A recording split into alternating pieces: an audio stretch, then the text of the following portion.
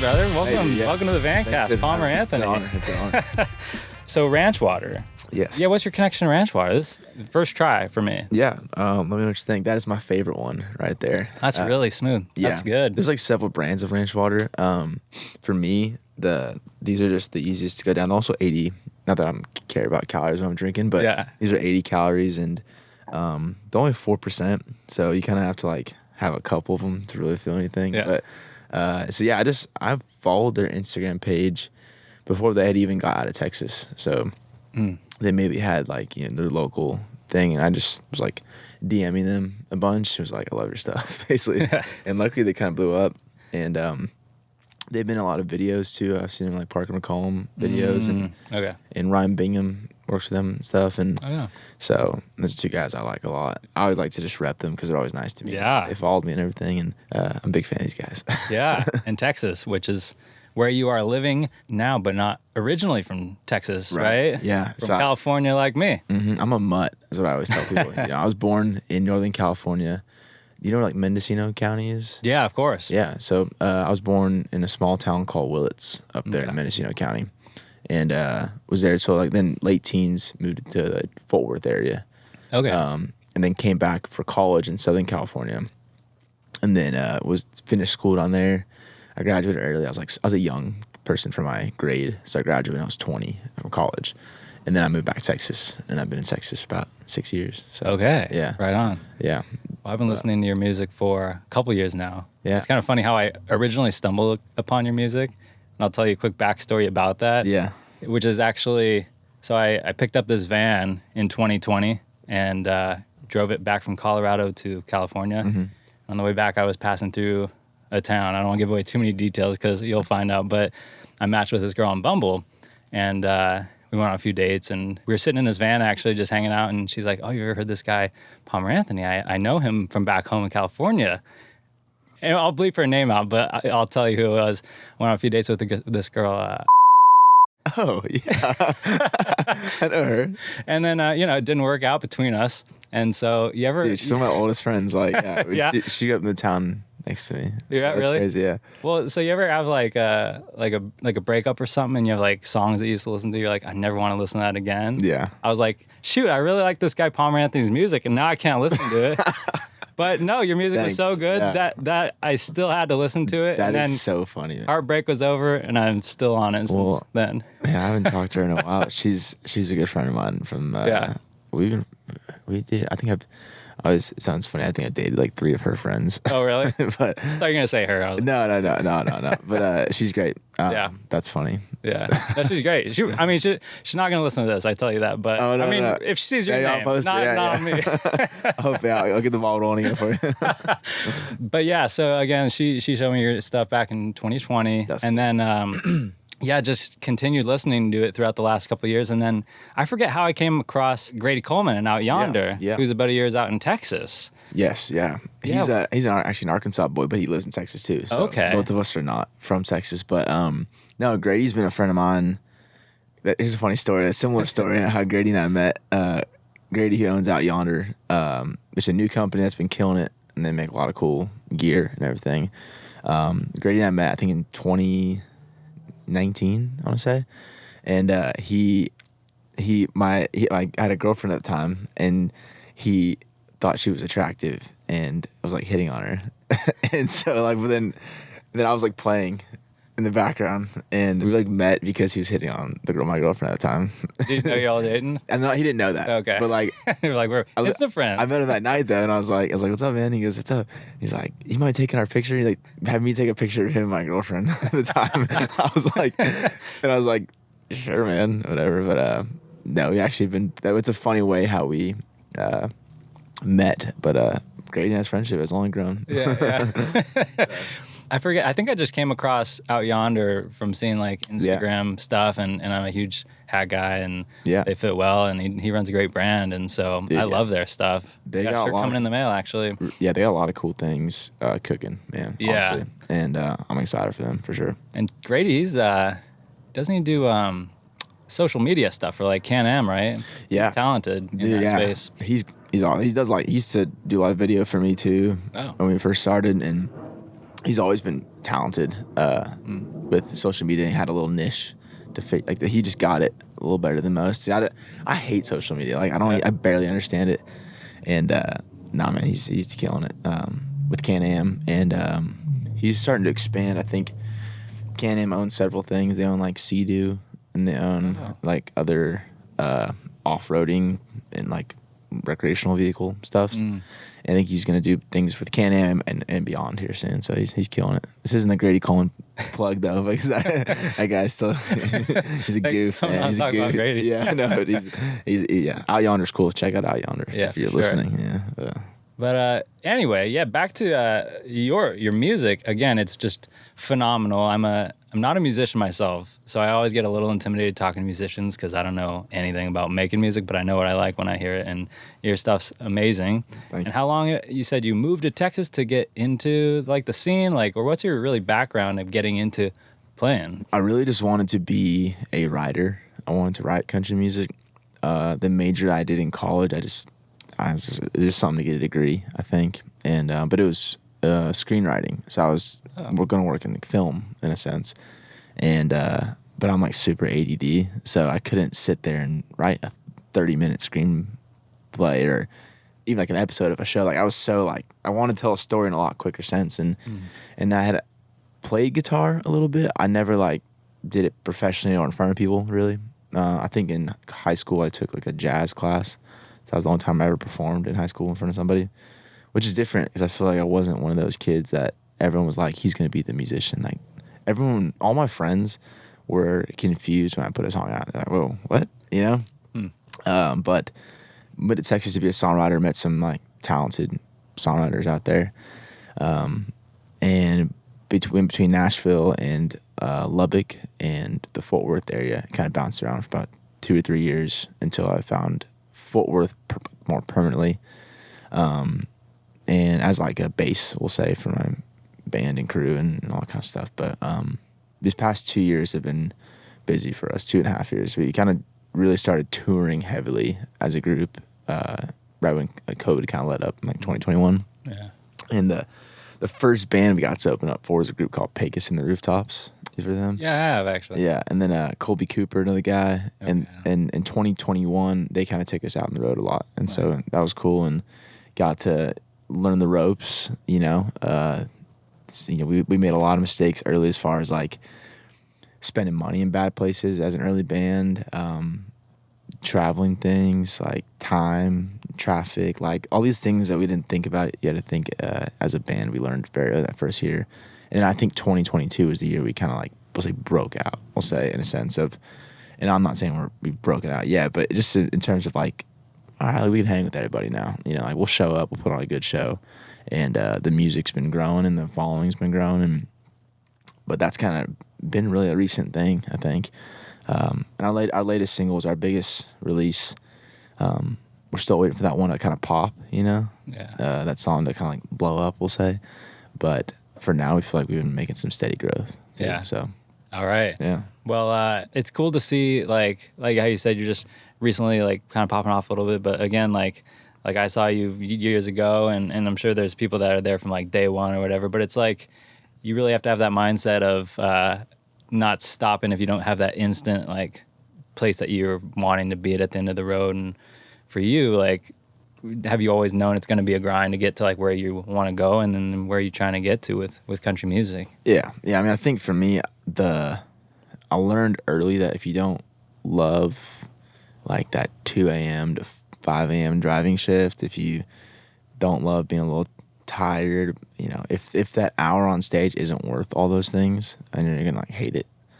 Last year we played 102 full band shows, and we played like I was counting as we were driving up. We played in 17 states last year. We have over 100 shows. 100 shows. It's like every 3 days or something. Yeah, we did a lot. We had weeks where we do 4. We had a week last year. I remember looking at this too. We had a week where on Tuesday we played in College Station. Thursday we played in San Diego. Friday we played in Terrell, Texas. And then Saturday we played in Oklahoma, or played in Stillwater, Oklahoma. So we did 3 states in 4 days, 4 shows. I think for us, first, like, I love the road a lot. I love traveling, and my band loves traveling. We just want to play, And I think it's kind of a lost art nowadays. I think because a lot of people want to get big on TikTok or Instagram, And like I'm like I want to as well. It's not like it's definitely a goal of mine, but I think for me, and my band and crew, like we're focusing on making sure our live show and kind of the back end things back up what we hopefully pop off someday for, in a sense. So like we don't want to pop off and everyone's like, well, their live show sucks or something. Like we know that we've been kind of building brick by brick, and we're just waiting for that one like pop, we'll say. Yeah. We love the grind. I think we do. Yeah. I was a little tired today and tiny bit hungover, but I was like, we just keep going. That's just the goal. Yeah. So, but yeah. If it was easy, it wouldn't be worth it, right? Like anything in life. Yeah, and then, and there's days where, we're still fully independent, everything. We've had some opportunities come our way, and, I think our biggest thing is like, okay, well, like, what can you provide that we can't do ourselves, And if it's just like work things, then like we're not going to give up percentages of our work if those are things that we can do ourselves, Okay.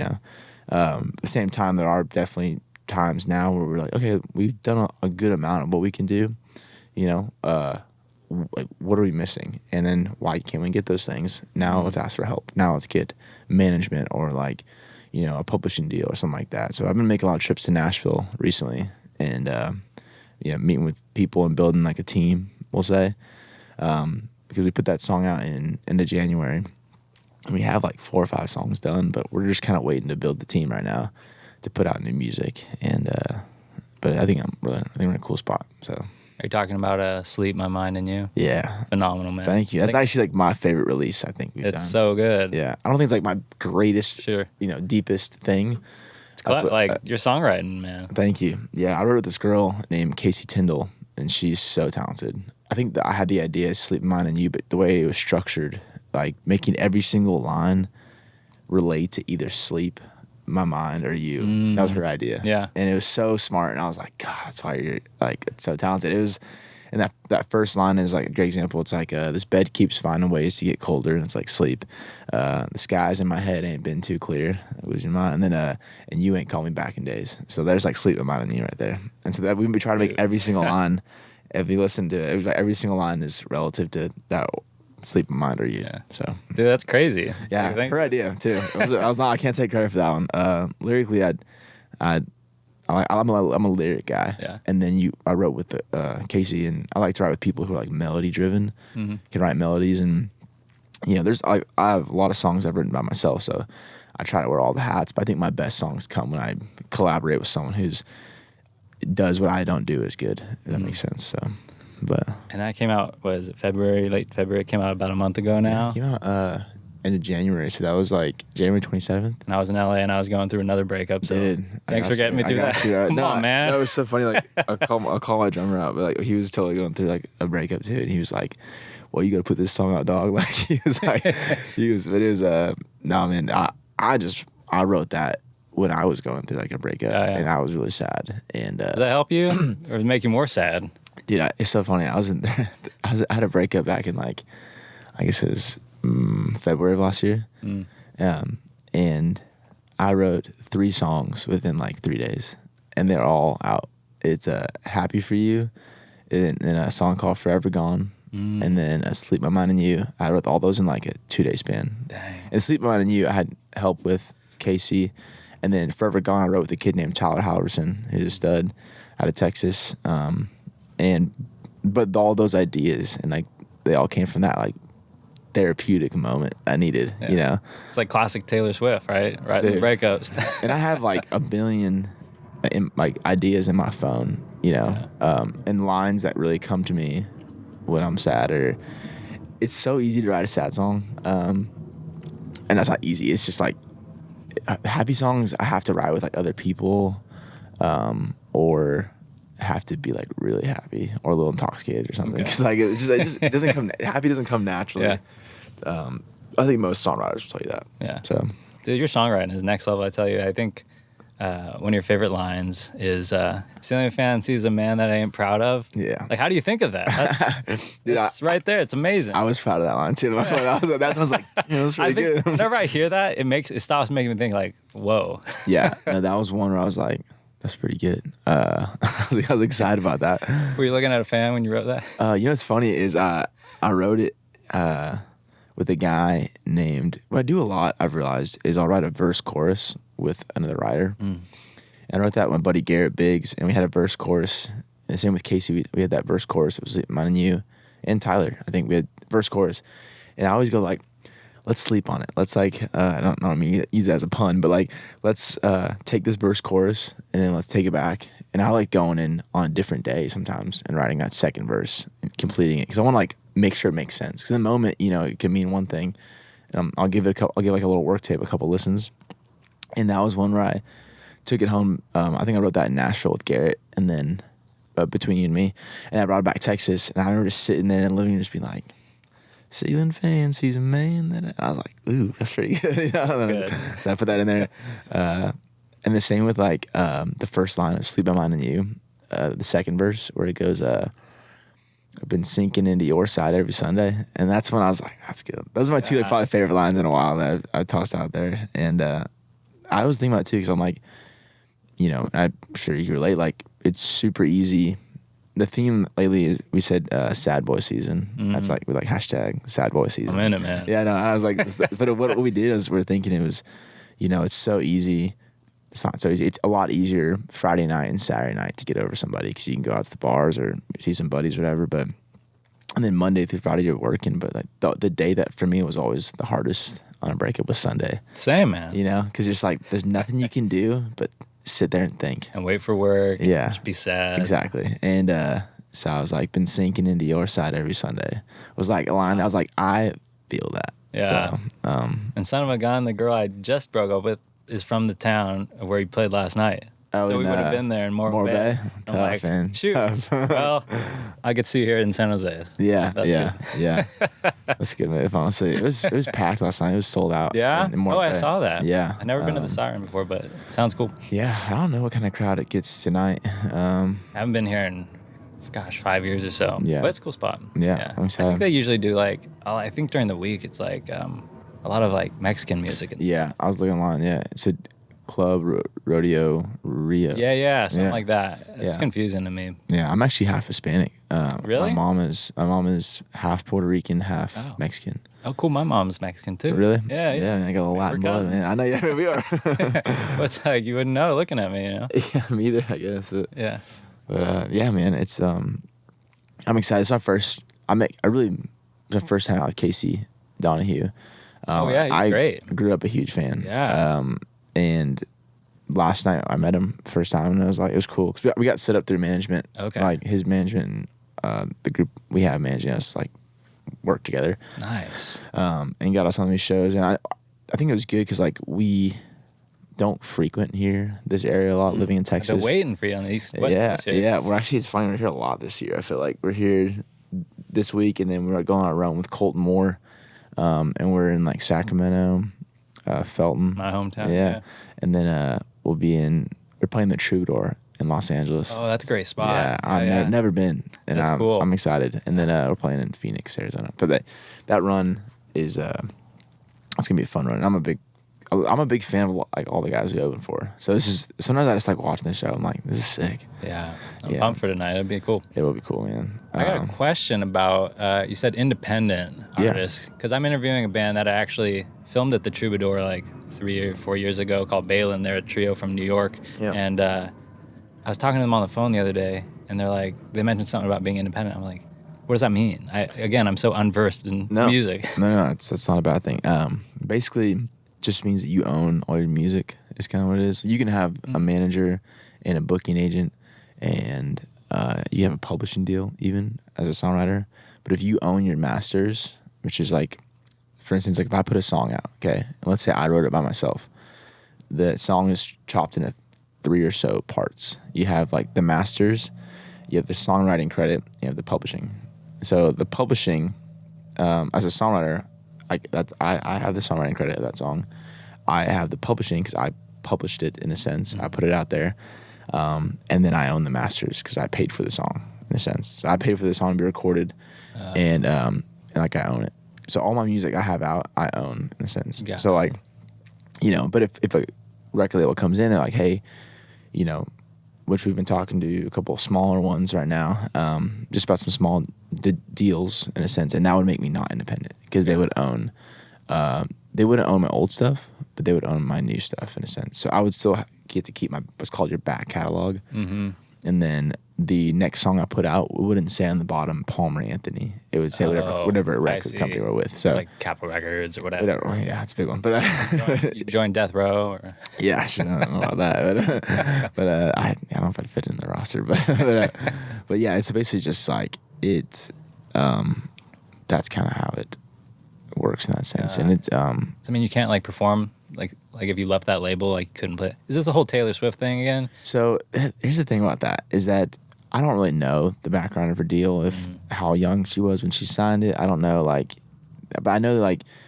you're signing a deal, and the deal is they own your music because they're going to pay for it. It's expensive to record music. For example, my latest single, I got mine done cheap. Good. They killed it, but I got it done for $2,000. Oh, wow. So, and major artists, the ones you hear on the radio, they'll take them probably $10,000 a song. Wow. So, but as a touring musician, we don't always have that in the bank account to just go do 10 songs because there's $20,000 there, Right. And so a company will come in and say, we'll front it, and then we'll take the money that you make, in a sense. And what they'll do is called recoup, and they'll recoup the money they spent on you, and then they split from there. God. So it wasn't like Taylor wasn't making money off the music. She just wasn't making all the money that she could make. Okay. And from what I understand, and I do think that I see both sides. I'm like, you made a deal. Sure. I know you want your music back. But at the same time, it's like I don't know the background. Like I don't know if they kind of screwed her out or something. Yeah. Which they could have. Sure. But in my opinion, it's like obviously since people aren't happy in that situation, just give her the music back. Like she'll pay you for it, I'm sure. She got the money. I don't think she's over that. She probably just wants to own it, just like to say she owns it and make decisions on that. Because if you don't own your music, you don't really decide when it comes out as much. So like it's they choose. They go, we're gonna put it out on this date. And like, well, I want it out next week, and they're like, no, Well, so she probably wanted the right and like have the decision, I see. which I could see. Her at her size, she's not worried about like the dollars in a sense as much. She just wants to choose what she gets to do with her music. Okay. So in that sense, I'm like, just let her pay you out for it. That's just me speculating, obviously, on everything. But I mean, I just learned a lot. I had no clue what any of that. there's meant, so but much. Now like, I do. Yeah, A little bit more. there's a lot. Yeah. It's just like, why is this necessary? But So there's a couple spots that you lived in. You said you spent some time out in Nashville, and then how did you end up deciding on Fort Worth now? Because I mean, I've spent a day in Dallas one time just traveling through, but like Texas seems cool. love Texas. Grady man. always says, "Come down to the dirty South." Yeah. I don't know if dirty South you consider Texas, but no. Man, I love Texas, and for me, I was kind of going between Lubbock and Nashville, and living for 6 months at a time in certain places, and was when I was in Nashville, I was like a songwriter, and when I was in Texas, I was an artist. So for me, Texas was always a place where I wanted to make music. That was the type of music that I listened to. That was the type of music that I enjoyed and wanted to write and perform. When I was in Nashville, I feel like I was just another like number in the scene there. I didn't feel like I was writing songs that I didn't like, and I was. And this is in like peak bro country era, And trust me, I like to jam bro country songs, but like here and there. But for me, that just wasn't my taste as a writer and as a performer. And so I've been Texas primarily as a resident for 6 years, 7 years, I think. And but I don't never plan on leaving, to be honest. So I love it there, and it's just for me, it's just the scene is more spread out. It's not all in this one like 10-mile radius like it is in Nashville. And for some people, they love that, and I just wanted space, and I wanted my own lane to create in. And so yeah, I mean, I always say people are like, well, you were born in California. I was like, not the California you're thinking of. You know, I'm from a very, very small town, 5,000 people. Yeah. You know, that's the countryest place I ever lived, was in that little town in Northern California. Yeah. But I try to educate people as much as I can. But Texas does feel like home, and that's where I'll stay. I don't plan on leaving. So Like my buddy Jesse Daniel, you know who he is. He grew up with me in Felton too. Really? So another California boy heading out to Texas. I met him like this time last year. Oh, really? I think. Cool. At South by Southwest. Oh, okay. In Austin. Yeah. And we took a picture, and it was me, him, and Tristan Rez, the three guys who were born in California. Wow. And then, you know, spent other part of their life in Texas. So we thought it was funny, like all three of us. Yeah. But Jesse's a stud, man. Bringing Home the Roses was like my most played song last year. Really? Yeah, I'm a huge fan. You're, I think on my Spotify Wrapped, out of my 100-song playlist, you got 5 of them on. Really? Yeah, so. Oh, yeah, I'll play them tonight. So hopefully Cool. It's acoustic tonight. So and that's always fun for me. I get to like tell a couple more stories, you know, about the songs, but I also don't want to bore people with me talking the whole time. But It's like your own podcast up there. at least I'm like, all right, listen here, but here's something you don't really care about.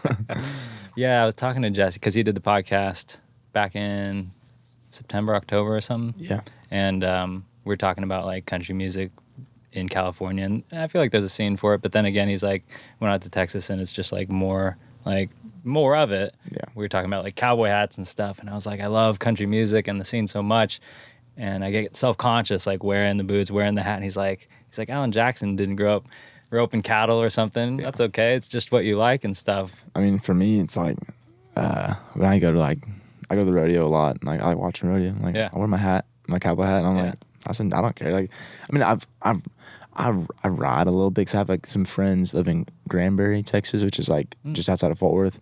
I've heard, yeah. And they've let me come out there a couple times, and I enjoy the hell out of it. If I had more time, I would be out there riding as much as I could, you know. But I would never claim to be a cowboy or anything. So I respect the craft too much to walk around with it every day. Right. But I do enjoy it when I go to like watch or support, you know, livestock shows or rodeo, whatever. Like it's just for me, it's just I don't think I'm, you know, appropriating it or anything. No. You know, I think it just feels right. You know? The girl at the store, she's like, just don't call yourself a cowboy. It's Western. That's all it is. Yeah. Yeah. You're good. I worked at a camp up in Northern California called Kidder Creek outside of, how far is where you're from like, you know, Wairika? Probably 2.5 hours. Oh, okay. Yeah, but it's because that's on Interstate 5. And I it's like I want to toward the coast, right? You're toward the coast. I'm toward the coast, yeah. In the Emerald Triangle, right? Yeah, I'm in the Emerald Triangle. Yeah. A whole lot of marijuana out there. I really didn't partake, though. It was funny. I grew up in the spot that is known for having the most marijuana grown in the United States, you know? Or the little tri-counties, you know? Humboldt, Trinity County, and Mendocino County. The 3 counties they call the Emerald Triangle. Yeah. And, but I don't really lose.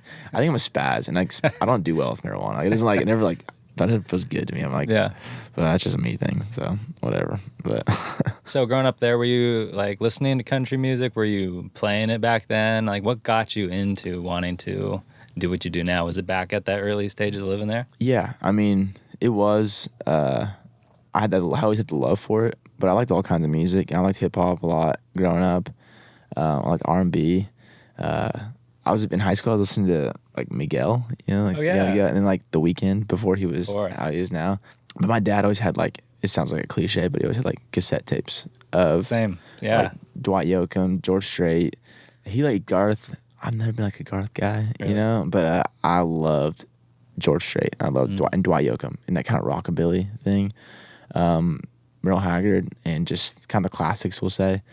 I always think there's a couple albums that I will say like inspire me to write country music though, and I think that'd be Dwight Yoakam's Guitars and Cadillacs album was kind of one that I remember hearing and go, these are like cool, they're just so cool. Everything about this album is cool, you know. Riser by Dierks Bentley was an album that I listened to and I was like, this is the sound I liked a lot, and it was a very like transformative time in my life when that album came out. And I just graduated high school, and I was starting college, and I moved to an area that was nothing like where I was from. You know, moved to Santa Barbara, which most people would love, and I just felt so out of place. I was like the only person wearing boots there, you know, and it was like, but I made a lot of great friends, and like it was, I wouldn't trade anything, But I remember that album being like my best friend because I just like kept listening to it. And that one, and then Casey Musgraves, Same Show, Different Park, and Pageant Material. Both her first two albums, I was that storytelling aspect and melodies in those two records that I took from. I was like, okay, I think I'm figuring out what I like, you know. Yeah. So, and then honestly, like I growing up, I didn't listen as much, but in my teens to now, to the Turnpike Troubadours have been Love just them. as a songwriter, I just admire Evan Felker so much and his ability to make songs, and like make stories into songs. Yeah, so they're great. yeah, that's kind of my I'll say my inspirations. Yeah, I was gonna say like the influences and stuff. Like, Yeah. I feel like my taste in country music has like weaved all over the place because there's within country music. I feel like there's so many subsects. Yeah. And I mean, growing up listening to Merle Haggard was the cliche cassette in my dad's truck. Yeah. And we wore the heck out of it. But then high school was like Kenny Chesney, which was away from like more of the twang, and then getting back into it now. I would say my taste in country is, I guess, like what you're doing, like more of that Texas red dirt country. And I've never been as a non-musician been able to like describe what that means, but like Texas country, like, can you describe that? Yeah, I would call it Texas red dirt country, because I think you really got to include the Oklahoma scene in that conversation. Mm-hmm.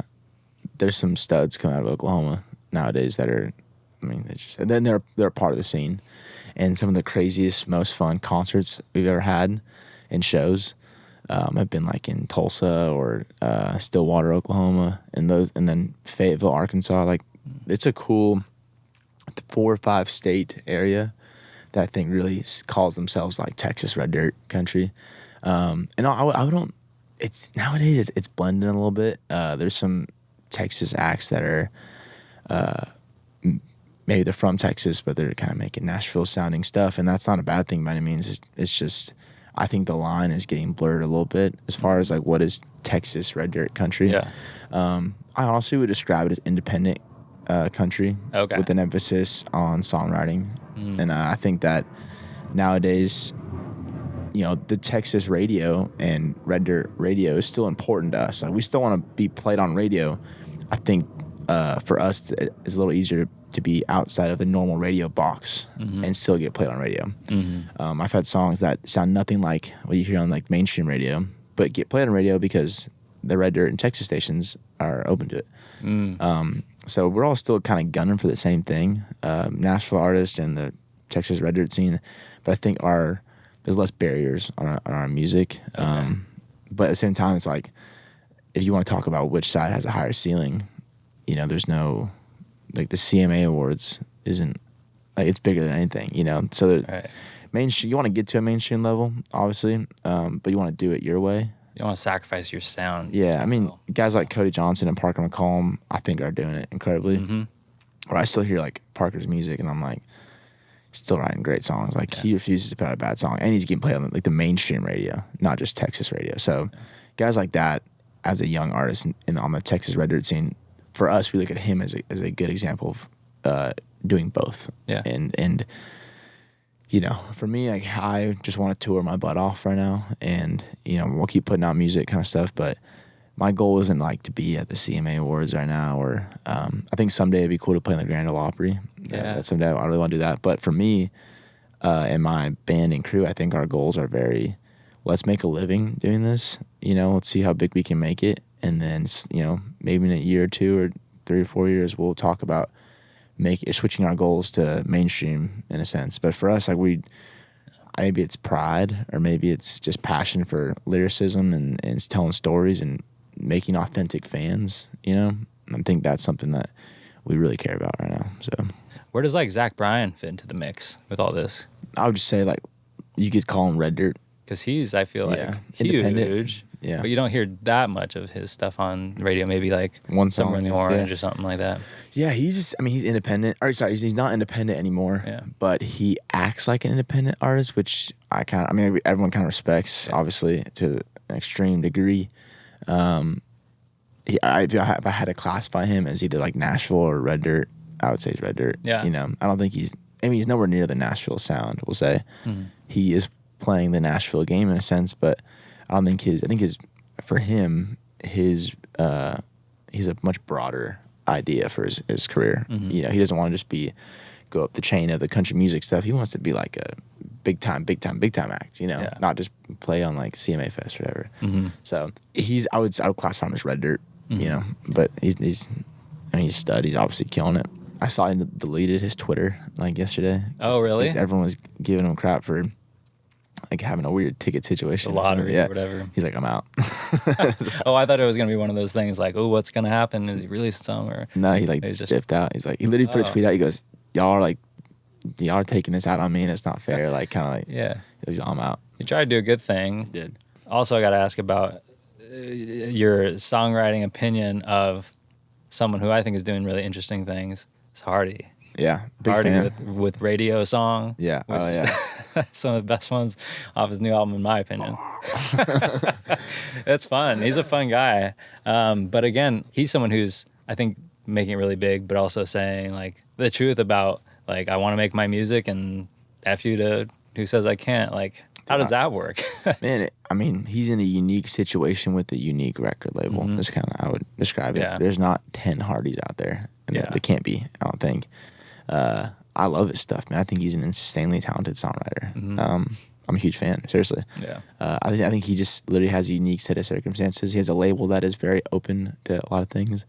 He gives them enough. Like if he puts out a 12-song album, he makes sure he has like 2 or 3 songs that will fit on normal radio. And then he'll just do whatever he wants to, like 9 songs or 10 songs. So, which is cool. And he has a record label that like believes in him, and that's what you want. You know, you want, and I could see that too. I could see myself putting out someday 2 or 3 songs where you go, they're good, but like they'll fit radio, you know, and then really being creative with that part of your album. So that's what I think that's a very fair balance, because you can't, if a record label signs it, you can't be like super difficult and be like, well, I'm not gonna put this song out. It's like they're gonna drop you, you know, like. But I think that he has a cool situation. So if it wasn't country, what is a genre that you think that you would put an album out under? Would it be Palmer Anthony, the R&B album? What would it be? Man, I can go 2 ways. That's the thing. So I love hip hop and rap. I just don't think I'm good enough as any kind of rapper. I could sing a chorus. Oh, that attitude. Yeah, that's right. I know. I'd try, unfortunately. Can you try rapping? Sometimes. Let's hear it tonight. Yeah, not tonight.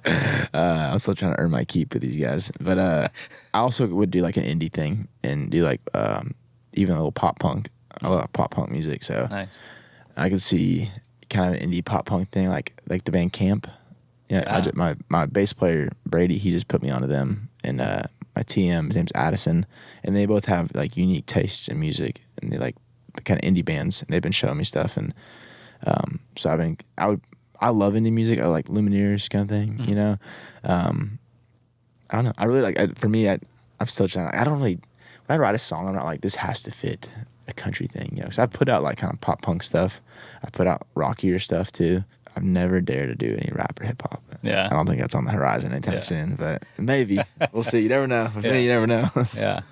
When did Western and Roll come out, your album? That's end of June of last year. Yeah, it's been about 8 months. It's really good. Where did Western and Roll come from? I think I heard you talk about it on a podcast, but I can't remember now. Dude, it's really just like, I was like country western music and rock and roll. Yeah. And so I was like, Western and Roll. I think I literally just something like that. I was my idea. I was pretty proud of that one. And we make t-shirts now. Do you? T-shirt, yeah, that has Western Roll on it and everything. Do you have them with you here? Yeah, I brought them. I'm buying tonight. Yeah. Let's go. Yeah, no, seriously, it'll be fun. And tonight will be a fun one. I've never played in San Jose, so this is cool. It's snowing in San Jose right now. Yeah. The weirdest thing. It is weird. It's freezing. But yeah, it is. Yeah, no, it's gonna be a fun night. And yeah, Western Roll was just like pretty quick idea, and I think we put the album together within a couple weeks because we hadn't planned to do that, and we got an opportunity to release it through like a festival basically, and at Highway 30 Fest in Idaho, and they were like, hey, if you want to make this special in a sense, like let's do a big night about it. And I was like, oh crap. So I had to finish really quick, and the title was just, I was like, Western Roll. I was like, I had an idea. I'm like,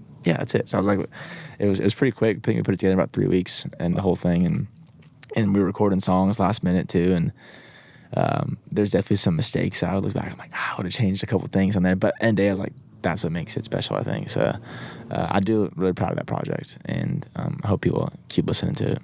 It's phenomenal. Thank you have a favorite track off of it?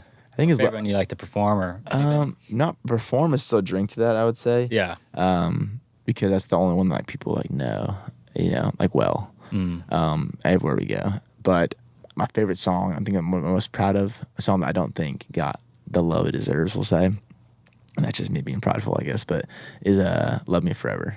So good. Yeah, it's like my one love song. Yeah. I'm really proud of that one. So Can't listen to that one right now. no, it's cool. But there'll be a time.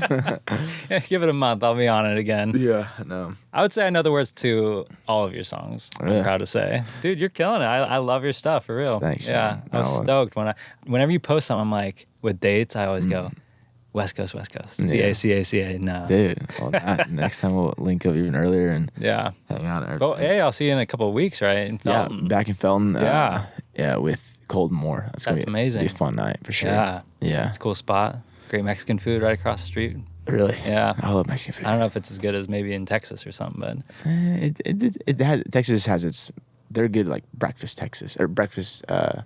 Mexican food. oh, okay. Like burritos, tacos, you just can't beat it in my opinion out there. Yeah. It might be a toss up on the plates, I'll have to try. I love Mexican foods. I'll Gotta try it compare. out. I get fajitas everywhere I go, so I can like honestly compare every place I go.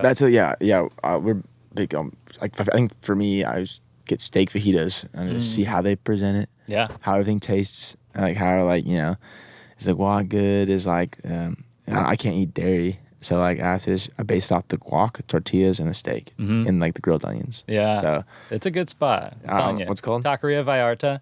You walk out the front door of Felton Music Hall, you're looking right at it. Cool. It was our high school spot. It's like a mile down the highway Really? from our high school. I'm definitely gonna hit that up. Yeah. Taqueria Vallarta. Yeah. All right. Can't miss it. It's right there. Done deal. That's our plug for Taqueria Vallarta. Yeah. I'll buy you fajitas when you go there. Deal. Gotta ask. I feel like I've also heard you talk about this on podcast before, but maybe the answer changes. If you could perform, like you're, opening for Casey tonight, if there was someone you could open for or perform alongside or make music with, both alive and dead, who would you pick? I would love to write a song with Evan Felker. That was probably the. And I'd love to. We've been on a festival with Turnpike Troubadours last year, Nice. so that was really cool. Share a stage with, like, open for, in a sense. Yeah. Like, if you told me, like, to be honest, we open for a lot of people that I grew up listening to already. I think that Willie Nelson would be pretty insane, but I'd love to be like on a major festival someday too, where it's like not just country. I think that's something that I want to. That's why I don't mind putting out songs that don't sound crazy country sometimes. I'll put out songs that fiddles and like steel guitar. Then I'll put out something that has it's like a pop punk song. Because I think I would love to be on like a major festival with a bunch of different bands. And that's, I guess, something I'd want to do is like be on a festival like Post Malone someday. I don't care if we play at 1 in the afternoon. It'd be cool to be on a major like festival. It's not country. So that sounds weird. But as far as like being around and collaborating, it'd be like Evan Felker, Ryan Bingham. That's probably 2 guys I would say. Yeah. But as far as a goal, I think I want to be on a major festival someday. So You can do it, man. it does change, right? It does change often because I think I'd say someone else probably 6 months ago or something. But no, man, I look up to those guys as songwriters so much. And so Speaking of Post Malone, have you heard him do country stuff? yeah, he kills it, man. He did It's really Brad good. Paisley and I'm gonna Dwight miss Yoakam. her, Yeah, right? And- I'm gonna miss. Yeah, and then he did the Dwight Yoakam song too. Really? But- I heard him do Cocaine Blues, I think, the other day. Really? As Johnny Cash. Dude, yeah, He's just versatile, so. he's a stud, man. Yeah. Well, what's coming up for you besides dates, anything, any projects coming up that you want to share with the Vancast listeners? Yeah, no, definitely put out new music for the summer. 1 or 2 songs, we'll say, and just a lot of more content coming in, man. We've just been on the road a lot, but getting a lot of cool content, and we're touring our butts off. So we're out west right now, obviously, acoustically. Then we'll be back full band next month, and Sacramento, Felton Music Hall in Felton, Troubadour in LA, Nice. and Phoenix, and then I would just say go to palmerantony.com because even sometimes I go, I don't know where we're gonna be next week because we just been touring a bunch. So Yeah. a lot of shows, a lot of new music, even before the summer. So You have a lot of fun. Troubadour is a legendary spot. And of Yeah. course, I'm biased. I got to say, Felton Music Hall, that's pretty legendary. Hey, too. man, It we're used to excited. be called Don Quixote in just a couple of years ago. It Really? was like a Mexican restaurant, and they'd have like a little bit of like live music here and there. But then someone else took over Actually, they made it like a steakhouse for a little bit, and it was like overpriced, like red wine and steak type dinners for like a small town, and like no one went. And then they made Felt Music Hall, and they're having like awesome people there all the time. Yeah, well, I'm pumped. It's gonna be on a Wednesday night. Okay. Well, I'll be there. I'll bring some friends. Yeah, please. Yeah, it'll be a fun night. Yeah. But yeah, man, dude, thank you so much for having me. Seriously. Yeah, thank you. It's cool. Shout out Grady Coleman for the introduction. Out yonder. Can't give him too much credit, but and then this is also our Ranch Water sponsor. Ranch Water.